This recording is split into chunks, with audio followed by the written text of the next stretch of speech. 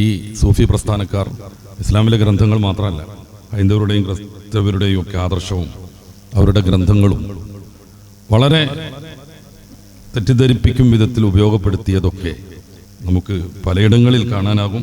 അതേക്കുറിച്ചൊക്കെ ചെറിയ രീതിയിൽ സംസാരിക്കാനാണ് ഞാൻ ഇന്ന് ആഗ്രഹിക്കുന്നത്. അള്ളാഹു തൗഫീഖ് നൽകുമാറാവട്ടെ. എന്താണ് സത്യത്തിൽ സൂഫിസം?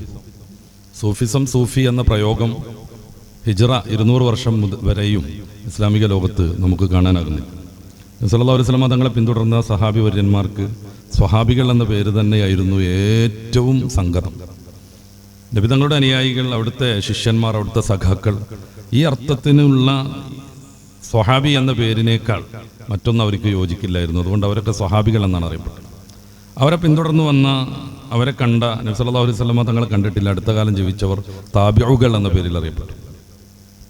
ഈ രണ്ട് ടീമിനെയും കുറിച്ച് പരിശുദ്ധ ഖുർആൻ വാഴ്ത്തി പറയുന്നുണ്ട്. സൂറത്ത് തൗബയുടെ 100-ാമത്തെ ആയത്തിൽ അല്ലദീന റസൂലുള്ളാഹി സ്വല്ലല്ലാഹു അലൈഹി വസല്ലം തങ്ങളെ പിന്തുടർന്ന മുഹാജിറുകളും അൻസാറുകളും അവരെ പിന്തുടർന്നവരും എന്ന രീതിയിൽ അവരെക്കുറിച്ച് അള്ളാഹു പ്രയോഗിക്കുന്നത് റളിയല്ലാഹു അൻഹും വറളു അൻഹും എന്നാണ്. പിന്നീട് പതിയെ ഇസ്ലാമിക ലോകം വികസിച്ചു വരികയും മതത്തിൻ്റെ യഥാർത്ഥ ആശയത്തിൽ നിന്ന് ചില ആളുകളൊക്കെ ഇങ്ങനെ തെന്നിപ്പോവുകയും ആദർശത്തിലും ആത്മീയതയിലും ഒക്കെ കളങ്കം വരികയും ചെയ്തപ്പോഴാണ് കുറേ ആളുകൾ ഇബാദത്തിലും ആത്മീയ കാര്യങ്ങളിലുമായി മാറി നിന്ന് പ്രത്യേകമായി അവർ പ്രവർത്തിച്ചു വരുന്നത്.